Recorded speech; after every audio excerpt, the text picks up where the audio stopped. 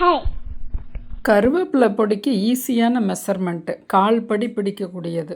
இந்த கப்பு இருக்கும் இல்லையா, எல்லார் வீட்லேயும் நல்லா அமுத்தி வச்சு ஒரு கப்பு, அதுக்கான அளவுகள். இதை நல்லா கழுவிட்டு ஒரு வலையில், இரும்பு வலையில் போட்டு வச்சிட்டிங்கன்னா அது நல்லா காஞ்சிக்கிட்டு இருக்கும். அதுக்குள்ளே நம்ம பருப்பு வகைகளை வறுத்துக்கலாம்.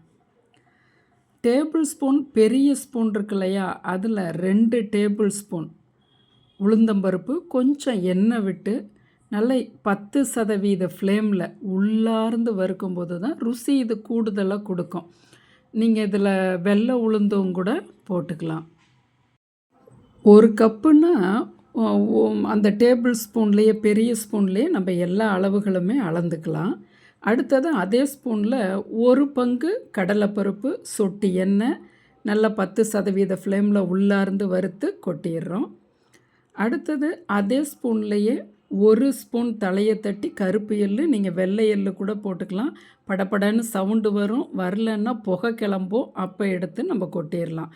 அதே ஸ்பூனில் 1/4 ஸ்பூன் மட்டும் ஜீரகம், அதை அடுப்பில் வைக்க வேண்டாம், அப்படியே அந்த ஜூட்லே பாருங்கள், அந்த இடத்துல வறுத்து அந்த ஜூட்லே கொட்டிடுறோம். 1 டேபிள் ஸ்பூன் வேர்க்கடலை, நான் வறுத்த வேர்க்கடலை தான், அதனால் அப்படியே சும்மா சூடு காமிச்சு தட்டில் கொட்டிடுறேன்.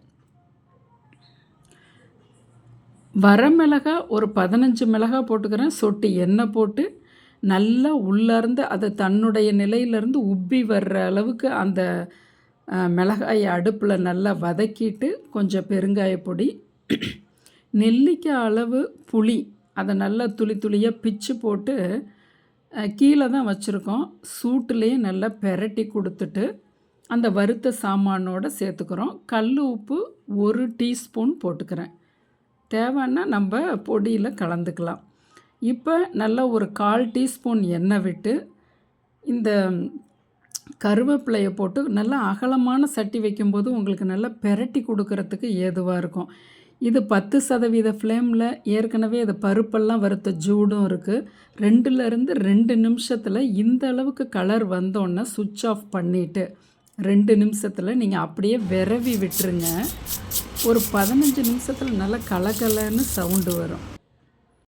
அந்த கருவேப்பிலை எடுத்து தனியாக ஒரு தட்டில் வச்சுட்டு, பூண்டு 4 பல் பூண்டை நல்லா நச்சிருங்க, தோலை எடுத்துருங்க. தோலோடு நச்சினிங்கன்னா நல்லா நச்ச வரும். அப்புறம் நம்ம தோலை எடுத்துகிட்டு நல்லா ஒரு 1/4 டீஸ்பூன் எண்ணெய் போட்டு சிம்மிலே நல்லா பச்சை வாடை போக வறுத்துருங்க. ஏன்னா அல்சர் நோயாளிகளும் உங்கள் வீட்டில் இருப்பாங்க, அவங்களுக்கு அந்த பூண்டு அலர்ஜியை தந்துடக்கூடாது. முதல்ல நம்ம கருவேப்பிலையை மட்டும் போட்டு முடிஞ்ச அளவுக்கு அரைச்சிட்டு, டேஸ்ட்டை பேலன்ஸ் பண்ணுறதுக்கு ரொம்ப கம்மியாக பாருங்களேன், சுண்டைக்காய் அளவு, 2 சுண்டைக்காய் அளவு வெல்லம் போட்டுக்கலாம். இது டேஸ்ட்டை எல்லா ருசியையும் பேலன்ஸ் பண்ணுறதுக்காக. முடிஞ்ச அளவு நைஸாக அரைச்சிருங்க. முடிஞ்ச அளவு தான் அரைக்க முடியும், பிறுபிறுன்னு தான் இருக்கும். அப்புறம் கடைசியாக பூண்டையும் போட்டு முடிஞ்ச அளவு அரைச்சி இதை எடுத்துடலாம்.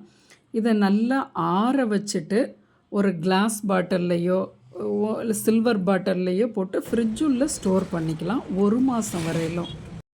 இட்லிக்கு நல்லெண்ணெய் விட்டு சாப்பிட்லாம், தோசைக்கு மேலே தூவி விட்டு இதை பொடி தோசையாக செய்யலாம், சாதத்துக்கு இந்த பொடியை போட்டு நெய் போட்டு சாப்பிட்லாம். இதனுடைய மருத்துவ பலனை ரொம்ப சிம்பிளாக சொல்கிறதா இருந்தால், அடுத்த தலைமுறைக்கு நீரிழிவு வராமல் பாதுகாக்கலாம். ஏன்னா அந்த மருத்துவ பண்பு இந்த கருவேப்பிலையில் இருக்குது. இப்போ நாம் சிறு வயதிலிருந்தே நம் குழந்தைகளுக்கு கருவேப்பிலை வாரம் 2 முறை ஏதோ ஒரு விதத்தில் கொடுத்து வரணும்.